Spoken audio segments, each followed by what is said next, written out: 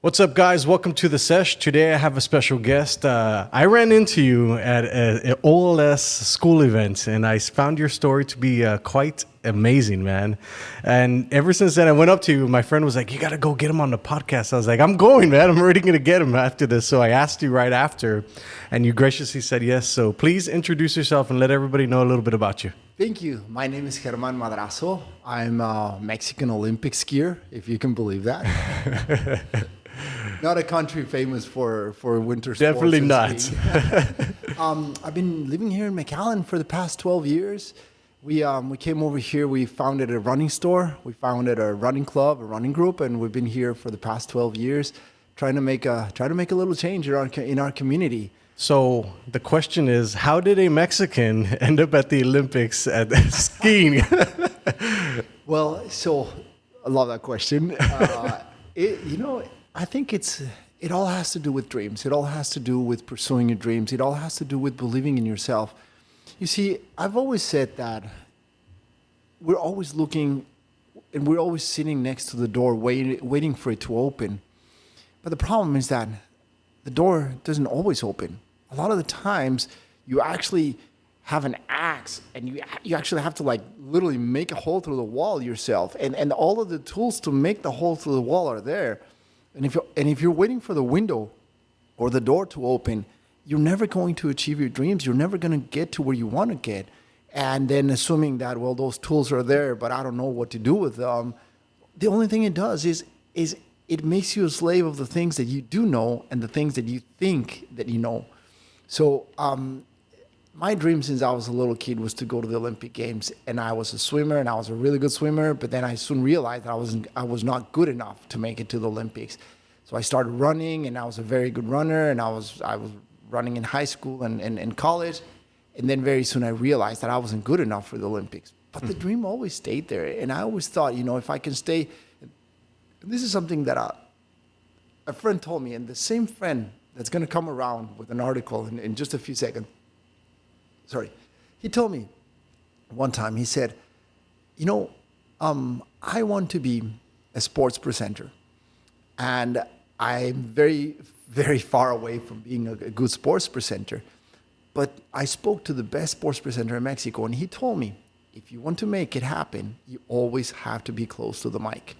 So he's made it a habit of always staying close to the mic. And now, after so many years, like he never made it to the big TV leagues, right?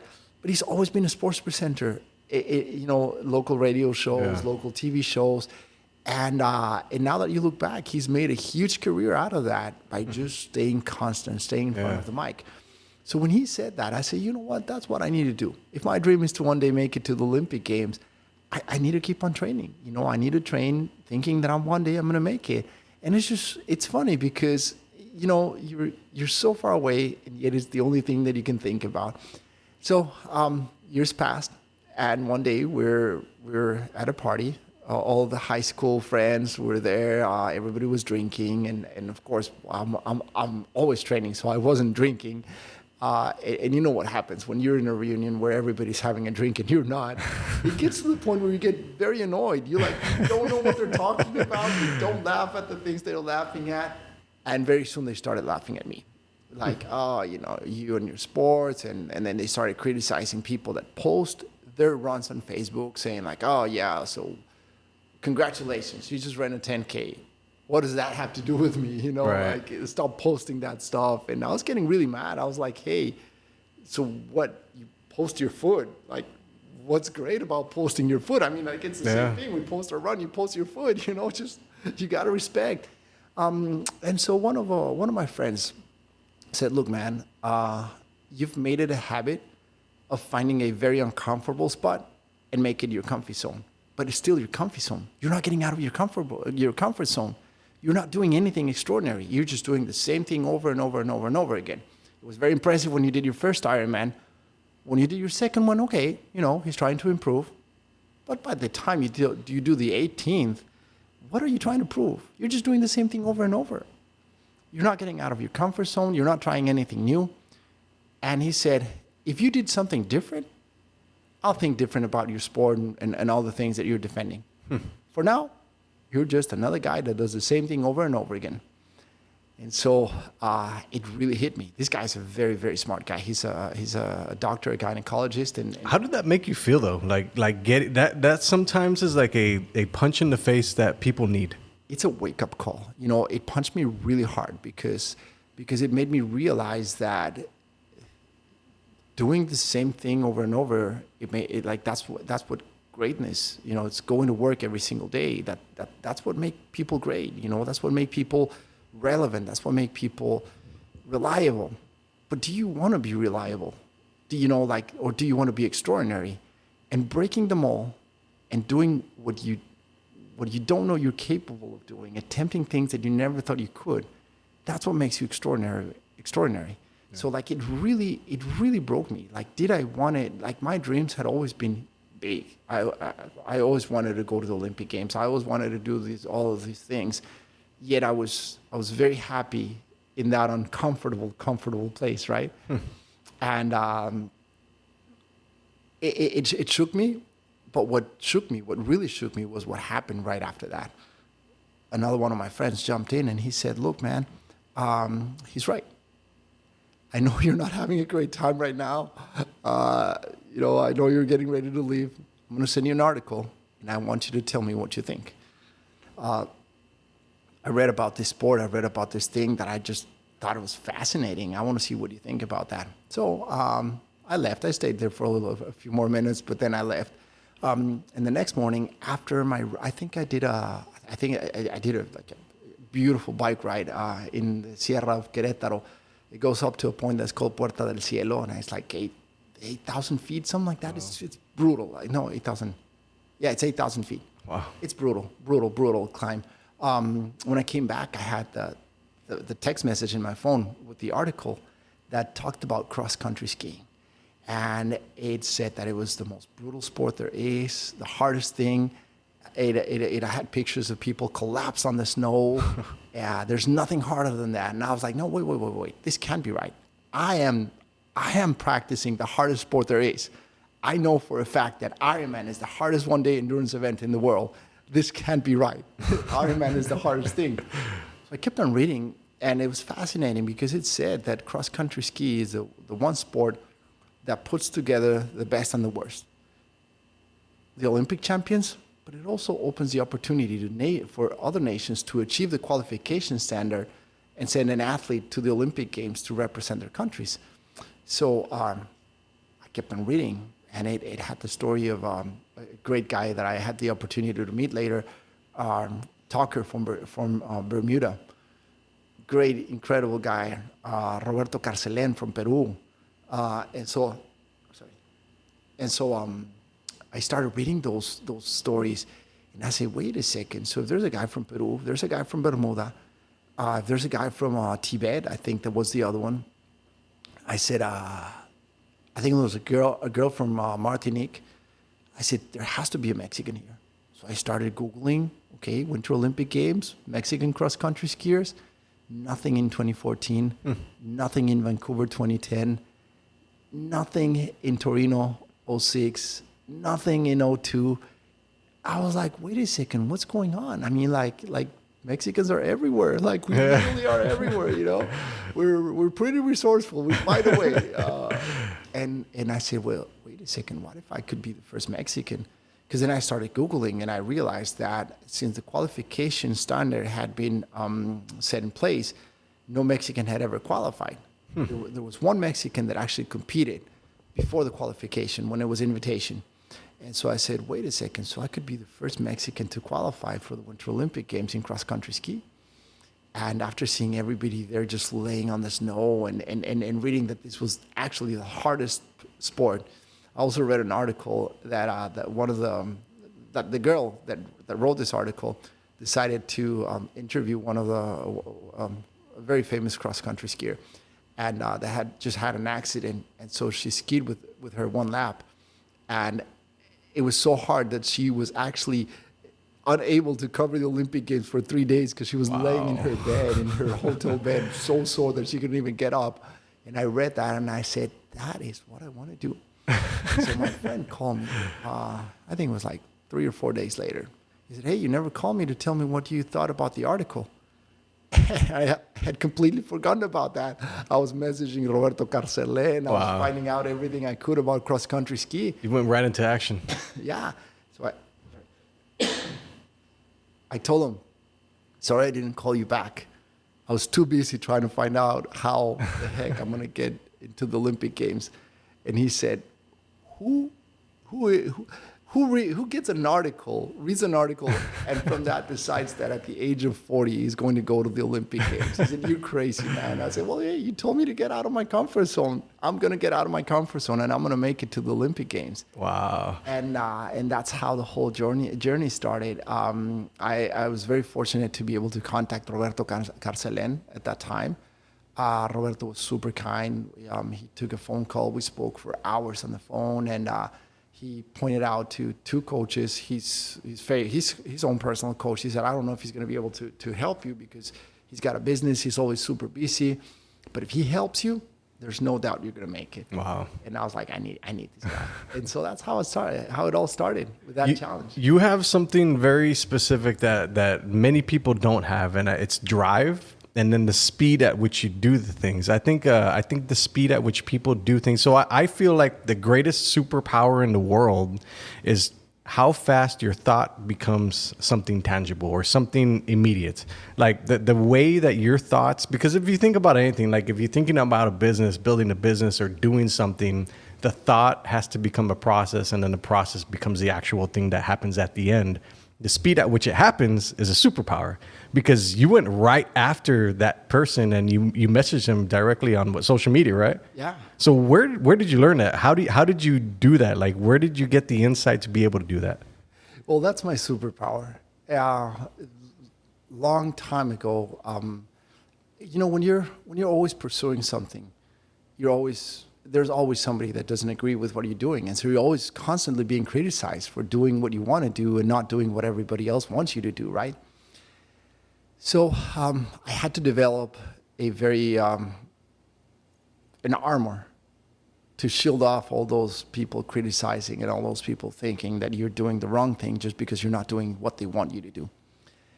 And my superpower became that I don't give a shit. Yeah. Like the way I say in Spanish, it sounds way better. Me vale. Yeah.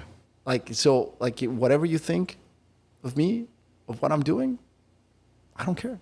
Where'd you get that from? How did you develop that? Because I feel like a lot of people now, especially with social media in the limelight, a lot of people are afraid of what people are going to think about them, what they're going to say about them. Their whole social media of accounts just seem fake, like they're a fake person. How did you get that?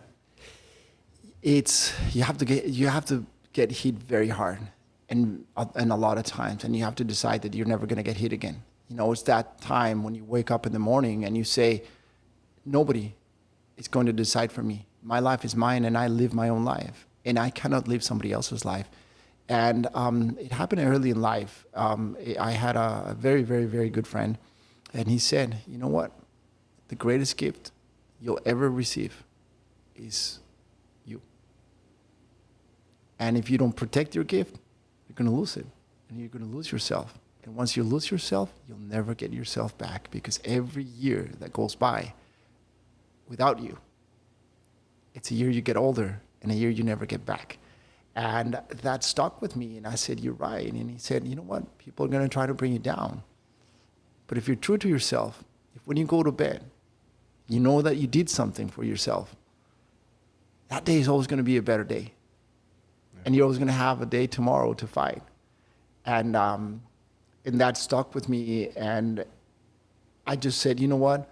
This is how I need to live my life. I need to live my life without regrets, without thinking, not thinking, but without overreacting, or without being worried about what other people are going to say or what they're going to think. I said, you know what? This needs to be my superpower. And it's a horrible superpower as well, because, you distance yourself from people you don't want to distance yourself. I feel like it's a very lonely life. It's lonely. But you know what? But what's funny, and this is a story that I used to tell my friends, and it was so funny. Back then, every time I got invited to a wedding, I always had the back table. I was always sitting next to the speaker. And I always thought, I was like, wow, you know, this is my view, you know, like this is where I belong, because I don't drink, or I don't drink as other people do, because I don't party, because I don't go to your every Thursday to your party. Yeah. So I go once every 2 months, you know, when I just finished the race and I'm able to go. And so what happens is that you start becoming this odd person, but you keep on fighting, and you keep on fighting, and you keep on fighting. And when you finally make it, when you finally make your dreams come true, when you finally do it, all of a sudden you get bumped from that back seat, from that back table, all the way to front stage. And that's pretty incredible, because that's when people look at you and they say like, oh, look at that. He made it, you know? And you made it because you believed in yourself. You made it because you didn't believe in them, because you didn't believe in their comments, because you didn't submit to what they wanted you to submit. You didn't just get a regular job, just be like us, just drink like us, just do what we do. And you say, no, I'm not going to do it. And you will, for a very long period of time, be an odd person until you finally make it. And then everybody wants to be around you. I love a quote that I read many years ago that says, and then one day, everybody's going to remember the day they met you. I feel like you touched on a very interesting topic, because I feel like when you don't do the normal things that everybody else does, it feels from their perspective, from what I've understood, is that you're being selfish. Can you kind of touch on selfishness and selflessness? Well, it's because being selfish has two ways of looking at it. Being selfish when you're not sharing anything, when you're not helping other people grow, that's self-destructive. But when you're being self-determined, when you're going for a goal, when you really are determined to accomplish something, that's not selfishness. That's self-respect. That's love. And when you get there, see, the real measurement of yourself, of your self-worth, is what you do when you get there. Because if when you get there, you want more, and all you want is more for yourself, then yes, you become a very selfish person. But if you're able to share once you get there, if you're able to look down and look up and look sideways and just be like, hey, how can I help you? How can I make my struggle and my fight be of service to you? How can all of this make you a better person? And when you ask yourself that question, that selfishness becomes a very rewarding part of your life, because you being selfish allowed you to be generous. So you have to be selfish when it comes to your time. You have to be selfish when it comes to you achieving your goals. You have to be selfish when it comes to you doing what you need to do to get to where you want to go. But then you have to be generous with the gifts that you've been giving, the things that you didn't, the things that were given to you. Those you need to be generous. The things that you've acquired, you need to be generous. But when it comes to your time and your commitment, you need to be selfish, because otherwise, it's so easy. It's so easy to lose time, to waste time on things that are never going to help you grow. And you just touched on a point that I think it's crucial, because you see,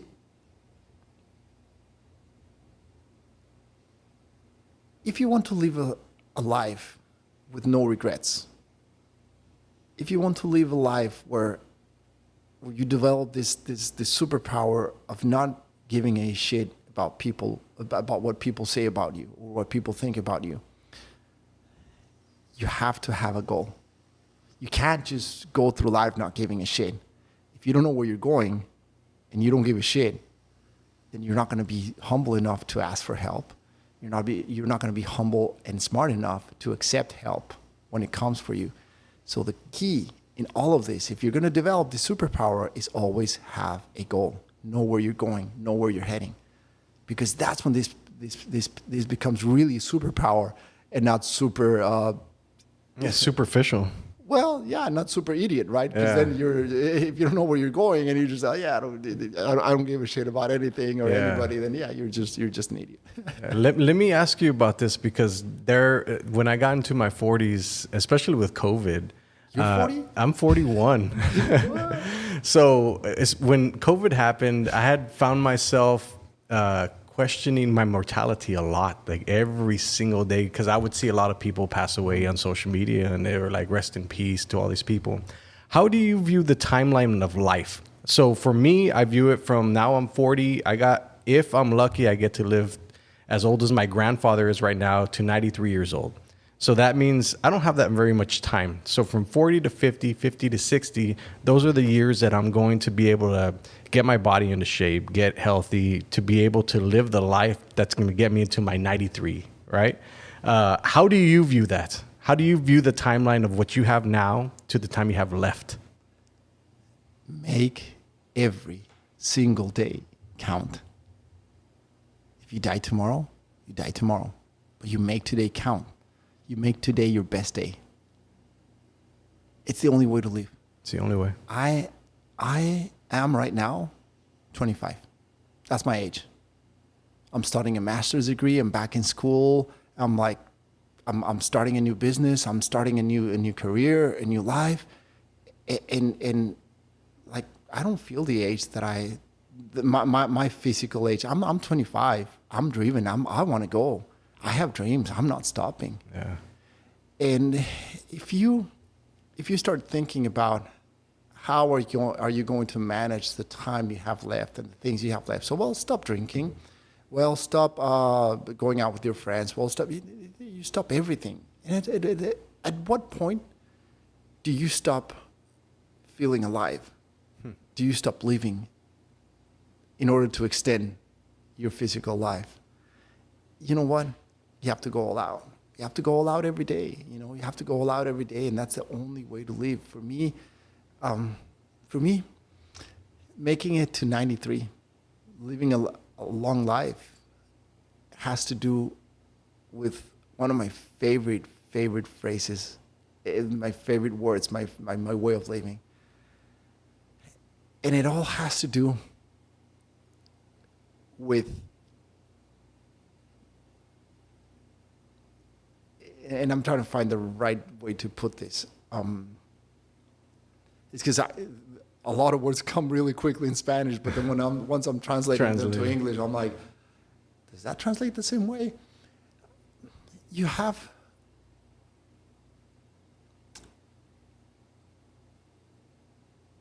to be relevant in life.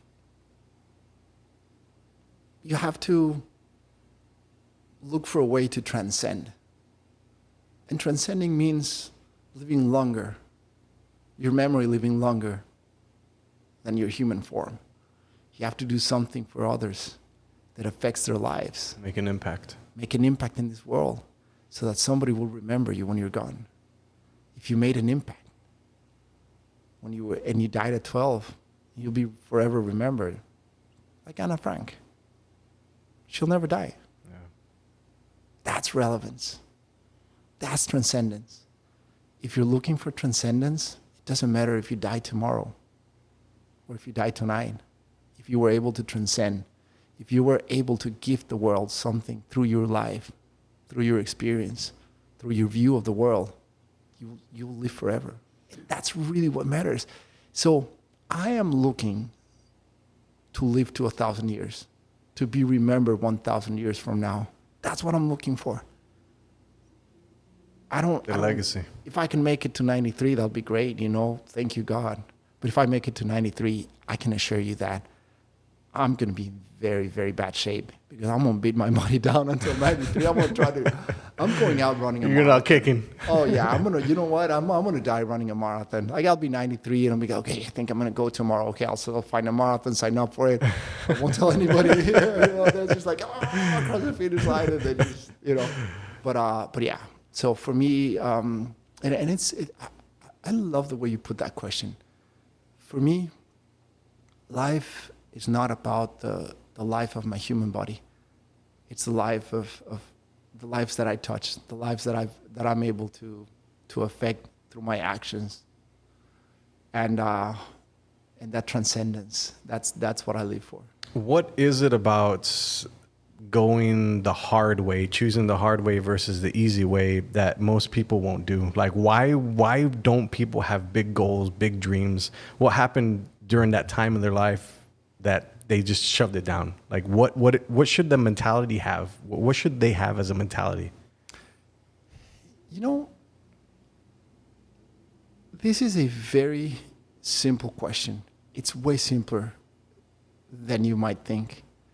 And it's all about being consistent. Being consistent with the things that you dream about. Well, I'll tell you this from consistency point of view, because consistency is hard. Like diet, exercise, hard.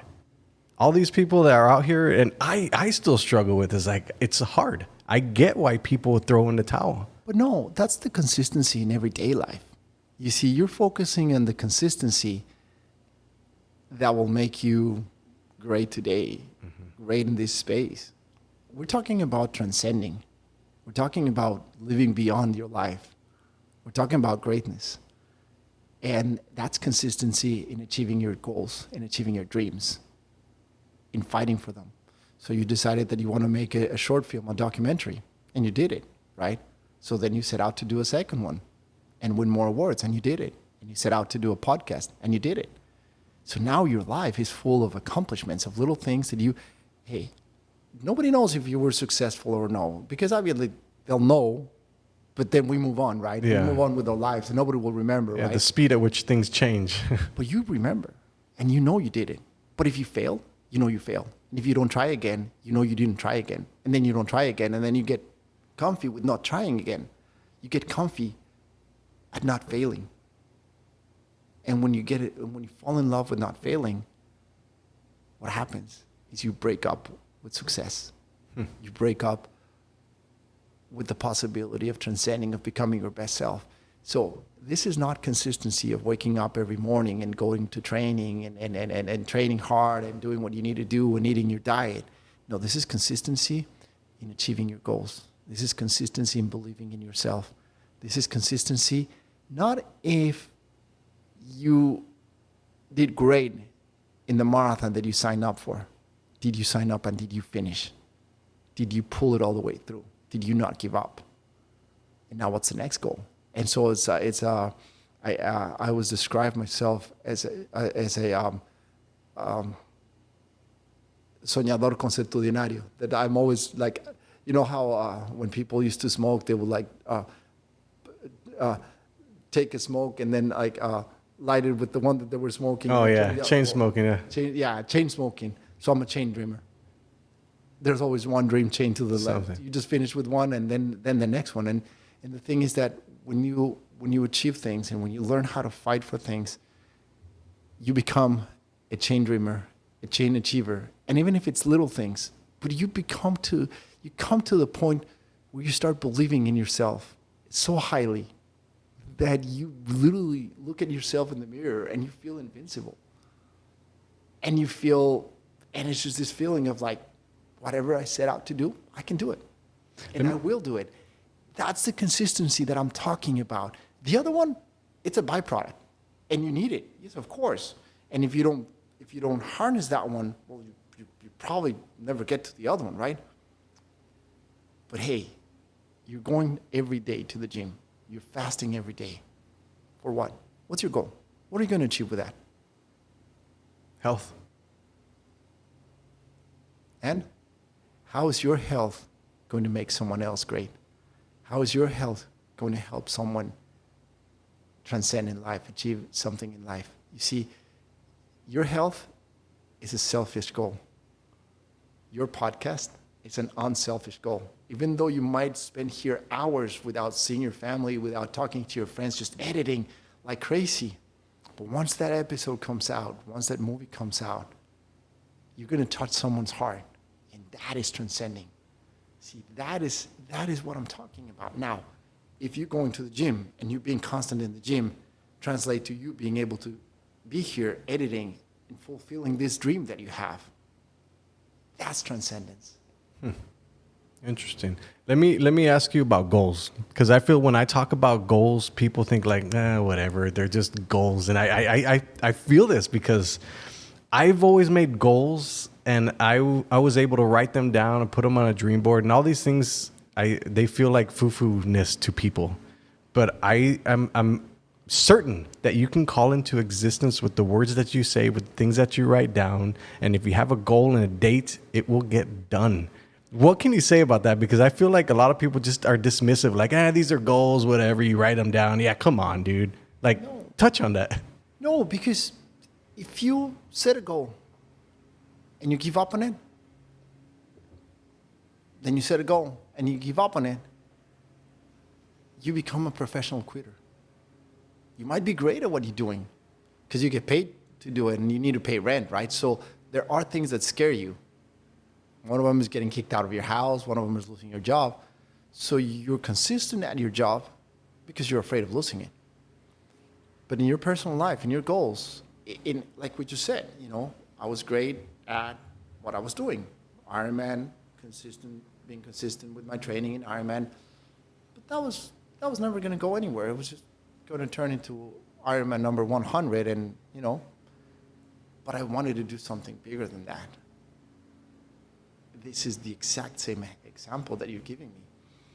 Is you set a goal, make sure you complete it. You set a goal, make sure you complete it. If you're not going to complete it, don't set it, because then you become accustomed to not achieving your goals. Now, once you know you can achieve it, you can set a bigger one. Once you know you can achieve the bigger one, you can set a bigger one, and that's how you get to the big things in life. Not being afraid to fail. That is the key. So let me give you a quick example. I set out to do something that I've been wanting to do for a long time, and I overshot. I started it and really completed it, but at the end of the day, I didn't have the money to pay for the end of it, to finish it, for lack of funds. So, what do? Do I consider that a failure? Hell no. I'm going to get the money. I'm going to go back and either finish that or just start it over again. Yeah. And this time, I'm going to have the money before I start. I'm not going to be overconfident or like, yeah, the money will come. It didn't come. Did I fail? Hell no, I didn't fail. And this is one of the most beautiful questions I've ever been asked by a kid that was 7 years old. I was at Milan Elementary, gave me a speech. I was with McAllen Marathon. It was called Let's Run, Kids McAllen Marathon. And one kid asked me, so what if you had failed? What if you had never made it to the Olympic Games? All the money that you spend and all the time that you spend away from your family, that would have been a huge blow, a huge failure.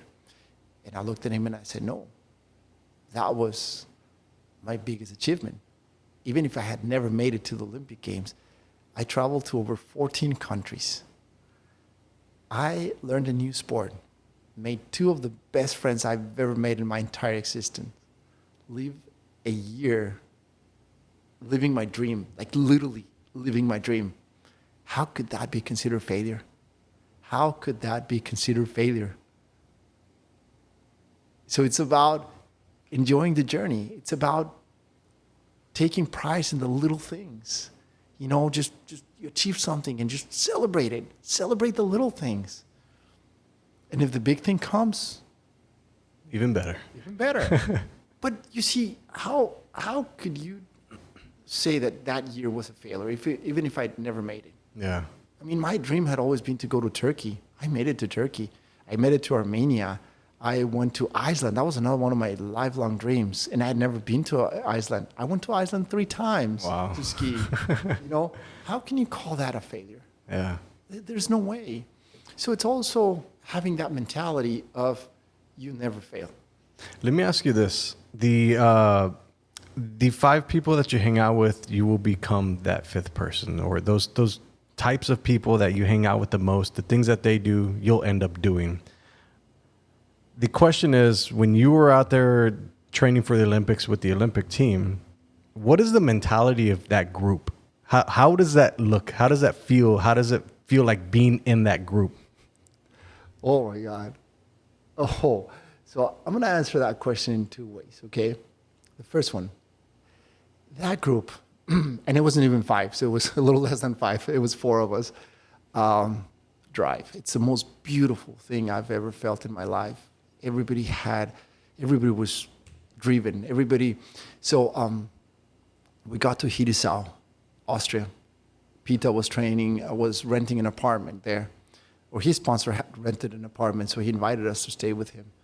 And so you would think, like, three guys living in a little apartment, it would be a mess. The apartment was sparkling every single day. You woke up, breakfast was ready. We finished training. Lunch was ready. We finished training. Dinner was ready. Everybody was in bed. Everything happened automatically because we were all driven, because we knew what we wanted. So I would wake up early in the morning, make breakfast for everybody. When I came back, since I had made breakfast, we didn't need to ask who was going to make lunch. Peter was already making lunch. And then Jonathan would be like, oh, well, they're doing all this for me. So he cooked dinner, right? And then all of a sudden, you're looking for your pants and they're already washed. And like, who washed my pants? Well, yeah, I was going to throw everything in the washing machine.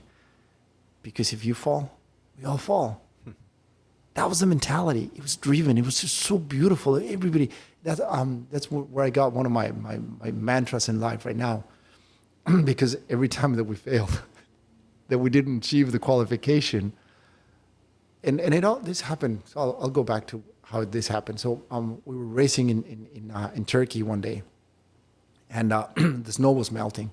Conditions were horrible, and so there was a very, very steep downhill, and then a very sharp U-turn at the end of the downhill. When the snow was in good condition, you were just flying around that curve. It was beautiful, but the way that the conditions were, the snow literally threw you out, but out was literally like there was no snow. Like it was like just one thing, like it was just the wilderness. Like so I flew out of the track and landed in a rock and ended with a black eye. Wow. And so I finished. I told Peter, I said, I think I'm the first ever cross country skier to finish a race with a black eye. And he said, well, now you have a good story to tell. And I said, yeah, but we didn't qualify. And he said, don't worry. We still have tomorrow. And tomorrow, we'll live to fight another day. And I just closed my eyes and I said, you're right. We'll live to fight another day. It doesn't matter how bad things are going for you today. When you wake up tomorrow, you're gifted the opportunity to live and to fight another day. And that was the drive. That's how we live for 2 months, Peter, Yona, and I. And of course, there were others that were like calling us to see how we were doing. So but it's those three people that completely changed my life. Wow. And now I'm going to answer that question the way that I really see it, because I keep seeing that. And nowadays, like somebody made a very popular audio and everybody's replicating it on Instagram, right? We're like you're the reflection of the 5 people that are closest to you, blah, blah, blah. Yeah. What if you see that in a different way? What if you were able to change the 5 people that are closest to you? What if you could make them great? What if you take the risk? What if I take the risk right now to try to make you better? Because I want to be your friend. And I want to be a better runner, and you don't run. Oh, can I persuade you to run? Can I invite you to run? Can I help you love running? You're a businessman. I want to do business with you. How can I make you better? How can I make those 5 people closest to me better so that we can all grow? Instead of just hanging out with 5 people and just hoping that the average will come out to be something that helps you. Yeah. Well, what if you can change that? What if you can have the power of those people that are closest to you? You make them great. And I have a very quick example. So a very, very close friend that I love very much, his name is Marco. He came to the running group. He wanted to run a marathon, and he had never run. And he did his first marathon, and I believe he ran it in 4 hours and 30 minutes, 4 hours and 40 minutes. And he trained really hard, but I don't know, just things weren't working. You know, like there, every time he had a race, something happened. So years passed. Marco moved to San Antonio. I think he's working for HEB now. And the other day, he just ran a sub-3 marathon. Wow. He never stopped.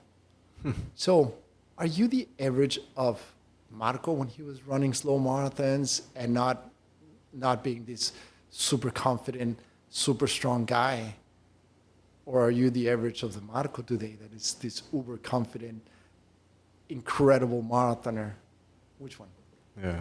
See, what if your life, your drive can change, can take this person from here to here, and if you're still around, now you're the average of the great guy, not the average of the guy that just started. Yeah. I like that. I like that insight. That's a good way to put it. Let me ask you this, because last year I was seeing a bunch of articles and a bunch of YouTube videos.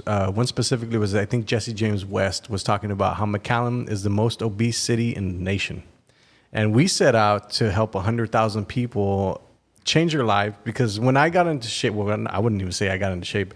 When I started an active lifestyle, my health changed. I appeared younger. I'm stronger. I'm more physically fit. I'm capable. Obviously, of being a man. But I feel like when I was talking about it, it kind of came from a preachy way. And people don't like to be preached to. And I'm fine with that. I understood it. So I had to figure out, how do I reach people without sounding preachy? And I was not able to figure it out. How do you help 100,000 people? Or how do you help the Rio Grande Valley fight obesity specifically? Do it. Go about your own fight. Share it. Somebody's going to get inspired. See, you can only help the people that approach you and want to be helped. Those are the only ones you can help. You can't help everybody. Nobody's like, it's unreal. Like you have your friends, and then one day you discover that there's somebody that actually hates you. And they're like, I've never, ever met that person. Why does he hate me? Well, that's how life is. You don't concentrate on those. Move on. People that reach out. So now, if you're living in a little bubble, you're never going to reach out, right? So if what you want to do is reach out, help people, help change this community, lead by example. Start running, and if somebody asks for help, help. If somebody else asks, help. And all of a sudden, and here's the beauty of this. I started coaching people 12 years ago. And the price for coaching, mind you, I have a master's degree in sports science. I'm very experienced in what I do. When I started, I had already done, I think, 10 Ironmans, wow, something like 20 marathons. I had already qualified for the Boston Marathon. Ended up not getting in, but I did qualify, which for me, that was a big accomplishment. For me, that was big. Sorry. And the price was a 6-pack of beer. And then you pass it on. The reason was because if I don't want to drink a beer with you, I don't want to train you. I want to be your friend. I want to be able to affect your life. And if I can even talk to you, how am I going to affect your life? So that's why the price back then was a 6-pack of beer. And then you need to prove that you were able to pass it on to someone else. Because if all that I'm sharing with you, it's going to get trapped inside of you and it's never going to go anywhere, we're never going to grow. Right. And so, you see, that became me, one of the first athletes that I coach. Her name's Lori. Great athlete, great person. And then Lori started coaching Ronnie and another group of people. And Ronnie has a huge effect because he's a great leader in the city of Edinburgh. And so, and like her, I can tell you of other athletes, and it's incredible. And when you look at it, well, it's her work, what she did with those athletes. It's what this other guy did with his athletes. Bring the mic up a little closer. Yeah. But at the end of the day, it all started because you charged them a 6-pack of beer and pass it on for that training. So were you the one that made it? God only knows. Don't ever take credit for anything. Yeah, just put it out there. Just put it out there. But maybe it was, maybe it did, and that's the only way to help. You pass it on, and before you know it, your little passing it on becomes 100,000 people, without even you trying or without even you. But see, because if you try to help 100,000 people, then now this becomes selfish, and you never do it. Interesting. But when you do it for love, when you do it for the right reasons, and when you do it one person at a time, if you're lucky enough, that one person helps another, which in turn helps another, and you reach 100,000 pretty quickly. Actually, you reach 1 million very quickly. Let's switch gears real fast. So let's talk about your histories. You came from Mexico. Yeah. So kind of touch on that story because I have some questions for that. Okay. So I got married in 2002, and I was working for Bank of America. Well, Bank Boston, which was bought by Bank of America. And working on the corporate world, I pretty soon decided that was not my life. Like, I wanted to own my destiny. I didn't want to put all of this time working with uncertainty. Like I said, I need to own my destiny. So my wife and I moved to Tamaulipas. We started managing a ranch, a cattle ranch in Tamaulipas. And we did great. I mean, it was growing. We kept growing every year after year, and it was just beautiful. And life was perfect. But then all of a sudden, violence erupted in Mexico, and the people that were in charge of this violence, they started invading ranches, and in some cases even kidnapping the ranchers. So it was horrible. And we had one of those episodes where our cattle was stolen by these people, and we had to leave. We had to leave, and I told Lucy, if we're going to be responsible for our lives, we also need to be responsible for our environment. Like, we need to find an environment where we can actually grow. So we couldn't be there no more. We had to move. And I said, I read an article, just what you're talking about. It's funny that you mentioned that. I read an article because we would come to McAllen very often to see a friend. We'd spend time with our friends, come, do grocery shopping and things like that. And I every time I came, I was looking for somebody to run with, and there was no running groups. And my friend Sal, we would go and run together, and I was like, hey, but who else runs here? And it's like, no, pretty much nobody runs here in McAllen. And one day he showed me an article that said that McAllen was the most obese city in the United States. And I said, but why? McAllen is beautiful. This is a really nice town, and people here are very nice. Why? And I told Sal, I said, we need to change that. And he said, yeah, you and how many? And I told, so when all this happened, I told Lucy, I was like, there's no running store in McAllen. There's no running group in McAllen, but they do have a marathon.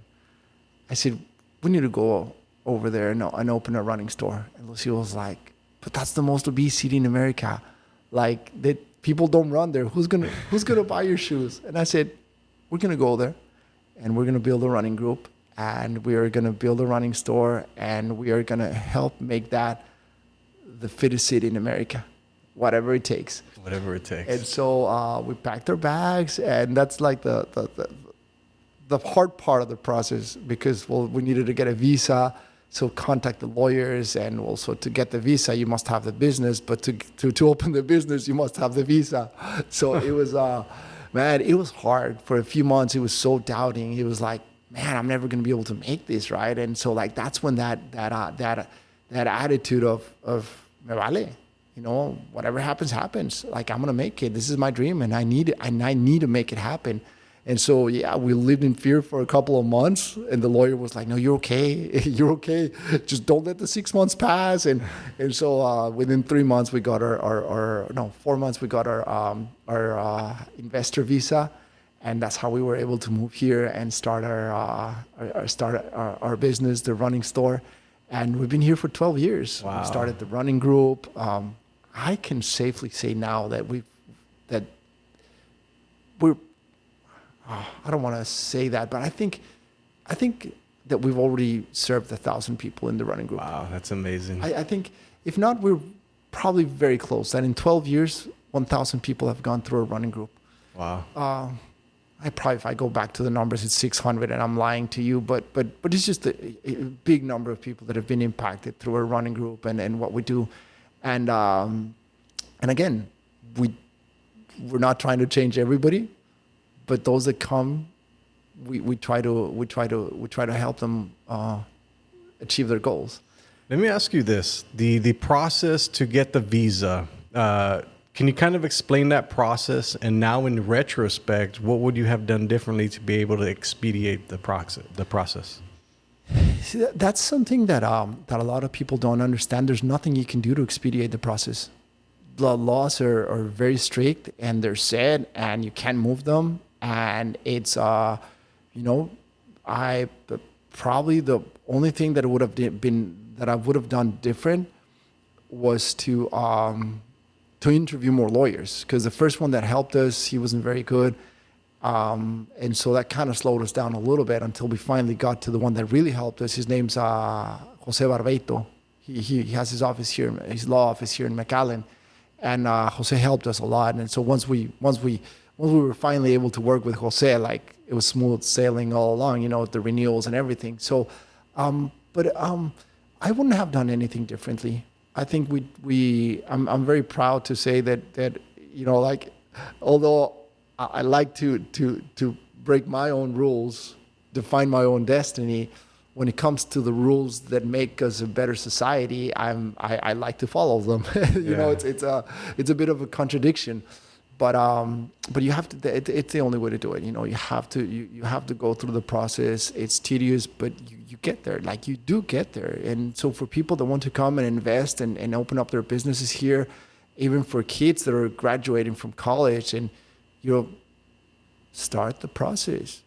1, 2, 3, 4. It's boring. It's time consuming. But once you get to where you wanted to go, and once you start working, like, it's beautiful, right? Yeah. It's beautiful, but it's the only way. You cannot jump steps. You cannot, You just have to go through the process. You just have to go through the process. And the way they make it is kind of like it's kind of a tedious process that kind of just pushes people like, okay, they're gonna give up.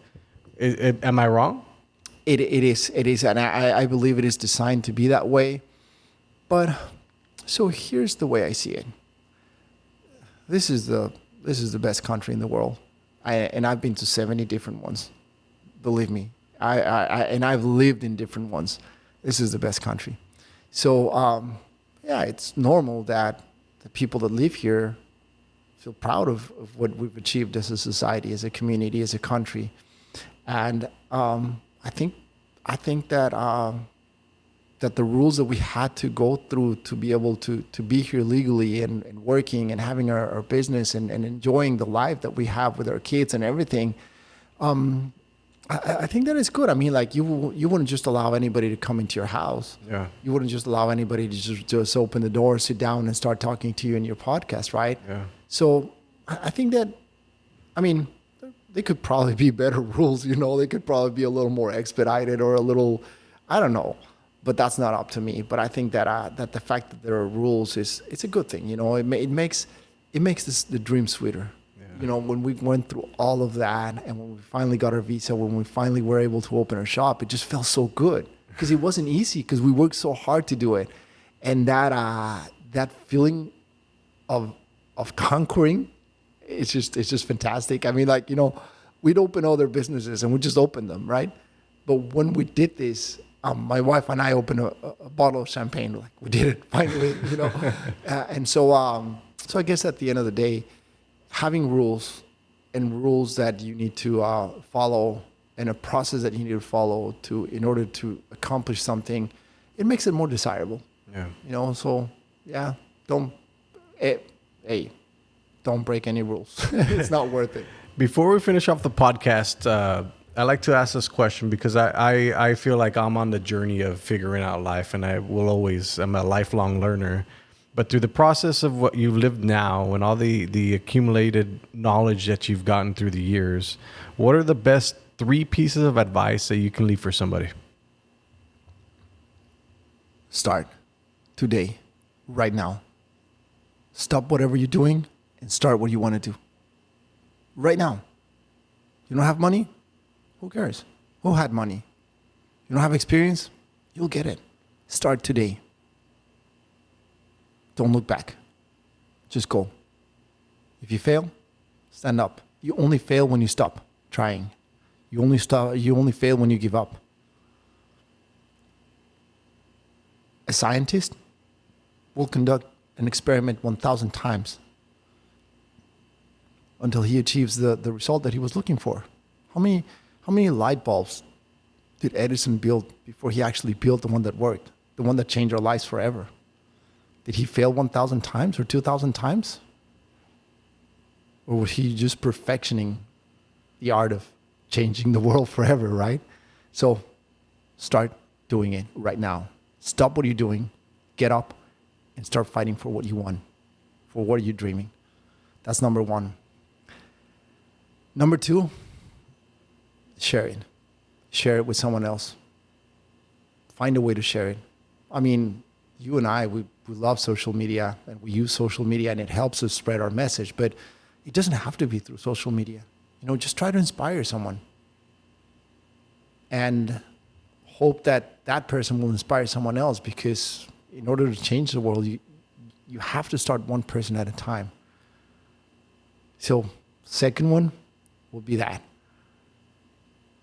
And the third one, and I think this is the one that really changed my life. I think this is the one that really made an impact in my life, is learn to celebrate the little achievements in life. Learn to celebrate you, to be you.